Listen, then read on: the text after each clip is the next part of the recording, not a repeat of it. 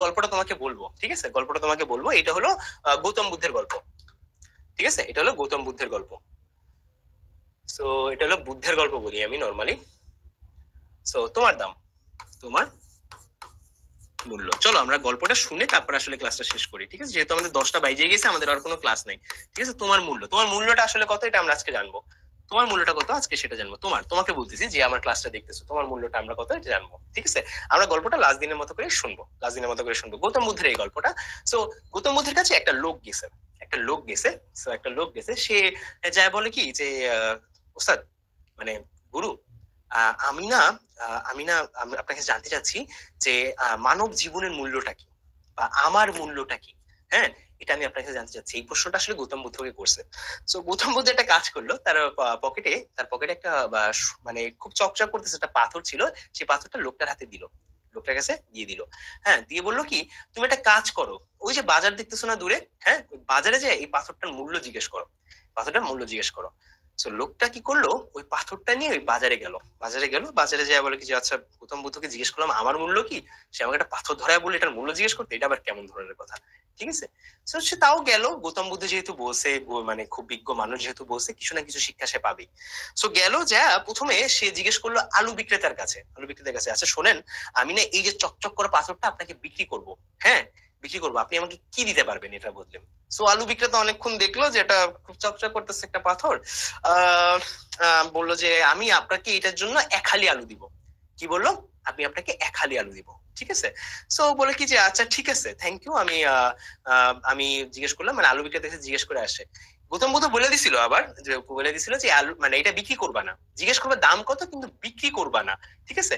একই রকম ভাবে সে আসলে ওই পাথরটা নিয়ে বলে কি আচ্ছা ঠিক আছে ধন্যবাদ, বাট আমি এটা বিক্রি করতেছি না, আমি অন্য জায়গায় যাবো। এরপরে সে কিছুক্ষণ পর কমলার দোকানে গেল। হ্যাঁ, কমলার দোকানে যে জিজ্ঞেস করলো যে আমি এটা বিক্রি করবো, তো আপনি কি দিবেন এটা বদলে? সে লোকটা বললো কি আচ্ছা আমি আপনাকে না এটার মধ্যে অনেকক্ষণ দেখলো বলে এটা শাইনি অবজেক্ট, তো বললো কি আমি আপনাকে 1 ডজন কমলা দিব। তো তখন লোকটা ভাবতেছে, এই 1 হালি আলু দিতে চাইছিল ওই লোকটা, তো এটার দাম কম বলতেছে, মানে 1 হালি আলুর থেকে অবশ্যই 1 হালি মানে 1 ডজন কমলা ভালো। তার মানে কি এই লোকটার কাছে দাম বাইরে গেছে। এরপরে সে কি বললো কি আচ্ছা ঠিক আছে ধন্যবাদ, বাট আমি আসলে এটা বিক্রি করবো না, আমার উস্তাদ বলছে এটা দাম জিজ্ঞেস করতে, তো আমি দাম জিজ্ঞেস করে চলে গেলাম। সে পাথরে নিয়ে চলে গেল। এরপরে পাথরে নিয়ে যাইতে যাইতে সে প্রথমে গেল একটা স্বর্ণকারের দোকানে। স্বর্ণকারের দোকানে গেছে। স্বর্ণকাররা কি করে ভাইয়া, চকচক জিনিসগুলো পছন্দ করে। তো স্বর্ণকারের দোকানে কাছে যাওয়ার পরে জিজ্ঞেস করলো যে এইটাকে, এই মুদ্রা মানে এইটা আছে, এই পাথরটা আছে, যে এই পাথরটাকে আমি বিক্রি করতে চাই, আপনি এটা বদলে আমাকে কি দিবেন? যে জহুরি আছে, সে জহুরি অনেকক্ষণ ধরে ওইটাকে দেখলো, ওই পাথরটাকে দেখলো পাথরটা অনেক শাইন করতেছে, অনেক চকচক করতেছে, তো এটা দিয়ে ভালো কিছু বানাতে পারবে। বলে কি আমি আপনাকে এটার জন্য 1 লক্ষ টাকা দিব। কত দিব?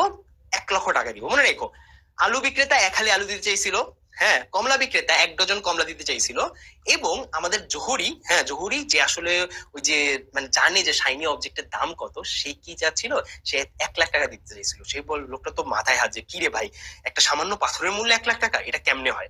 ঠিক আছে। বলে কি হ্যাঁ ধন্যবাদ, কিন্তু আমার ওস্তাদ এটা বিক্রি করতে নিষেধ করছে, তো আমি বিক্রি করতে পারবো না। বলে কি আপনার কত লাগবে আমাকে বলেন, আমি আপনাকে 5 লাখ পর্যন্ত দিতে পারবো। তো জহুরি 5 লাখ টাকাও দিতে চাইছে, কিন্তু তারপর বলে কি যে না, অনেক ভালো মূল্য, বাট কথা হলো আমি এটা বিক্রি করতে পারবো না, আমাকে বিক্রি করতে নিষেধ করছে। এরপরে হ্যাঁ, লোকটা জহুরির কাছ থেকে নিয়ে বলে কিছু তো হাই ভাই করতেছে যে কি রে ভাই, একজন দিতে চাইলো চারটা চারটা আলু, একজন দিতে চাইলো 12টা কমলা, একজন বলে যে 1 লাখ টাকা, তারপর বলছে 5 লাখ টাকাও, কি রে ভাই, এটা তো আজব পাথর।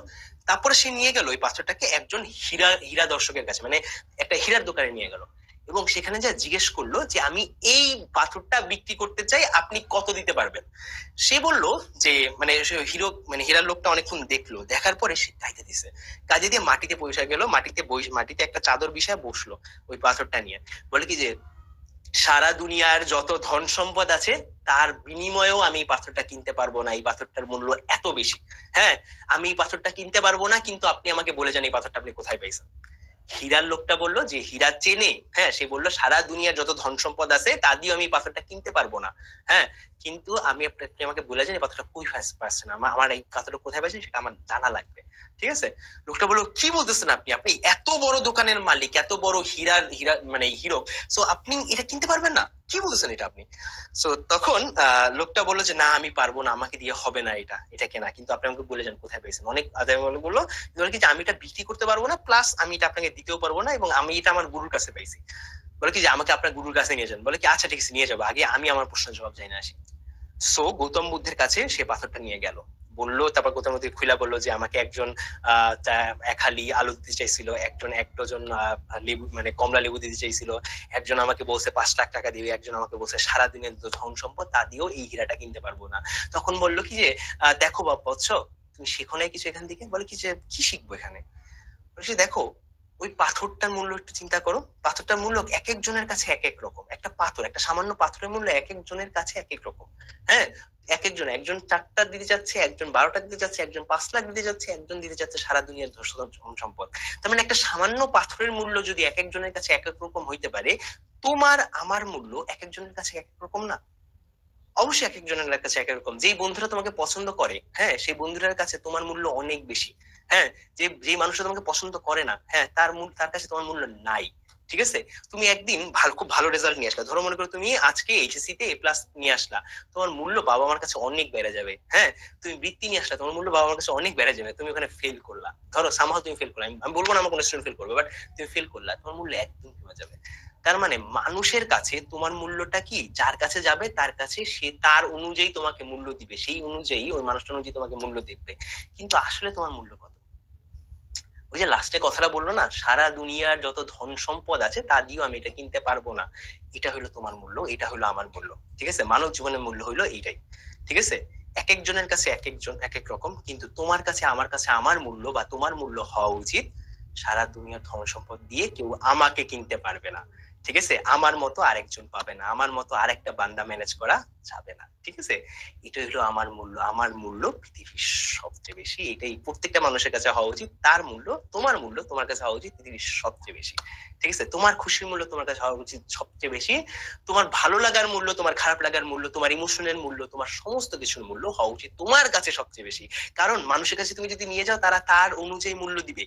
কিন্তু তোমার কাছে যদি তোমার মূল্য যত বেশি থাকবে, মানুষ তোমাকে তত বেশি মূল্য দিবে। বিশ্বাস করো, তুমি যদি আজকে তোমাকে ভ্যালু দিতে শুরু করো, আজকে মনে করতে থাকো যে আমি একজন ভালো ছাত্র, আমি এই ভালো রেজাল্টটা করি, হ্যাঁ, এবং তুমি যদি এটা নিজেকে বলতে থাকো, এবং আমি ভালো ছাত্র ভালো ছাত্র ভালো ছাত্র যদি এই জব করতে থাকো, ধরো মনে করো করতে থাকো, বা আমি ভালো ছাত্র হইতে চাই, বা আমি ভালো ছাত্রের জন্য কাজ করতে চাই, বিশ্বাস করো এক সময় মানুষ ঘুরে তোমার রেজাল্টের দিকে তাকায় বলবে যে হ্যাঁ তুমি তো আসলে ভালো ছাত্র, তুমি তো আসলে ভালো ছাত্র। তোমার মানে তোমার রেজাল্ট ইমপ্রুভ করবে। তুমি নিজেকে বলতেছো তুমি ভালো ছাত্র, ভালো ছাত্র কি করে? ভাই ভালো ছাত্র কি করে? ভালো ছাত্র রেগুলার পড়ালেখা করে, ভালো ছাত্র রেগুলার হার্ড ওয়ার্ক করে, ভালো ছাত্র রেগুলার কাজ করে, রেগুলার ক্লাস করে। এগুলো তুমি করতেছো, যদি করো একসময় তোমার রেজাল্ট সেটা দেখা যাবে। মানুষ তোমাকে তুমি যে মূল্যটা দিচ্ছ ওই মূল্যটা দিবেই দিবে, 100% দিবে। এটা বলে রাখলাম, লিখে রাখো। ঠিক আছে? সো তোমার মূল্যটা কত, আমার মূল্যটা কত, আমাদের মূল্যটা কত? আমাদের মূল্য হওয়া উচিত আমাদের নিজের কাছে অপরিসীম। সারা দুনিয়ার যত সম্পদ আছে তা দিয়েও তোমাকে আমাকে কেনা যাবে না। ওকে গাইস, এটাই ছিল আজকের গল্প। আশা করি তোমরা বুঝতে পারছো গল্পের মিনিং কি। নেক্সট ক্লাসে কিন্তু এটা অ্যাপ্লাই করা হবে ইনশাল্লাহ। তোমাদের সাথে তখন দেখা হবে। ভালো থেকো তোমরা সবাই, অবশ্যই হোমওয়ার্ক জমা দিও। আশা করি আমার ক্লাসটা তোমাদের ভালো লাগছে। ইনশাল্লাহ দেখা হবে নেক্সট ক্লাসে।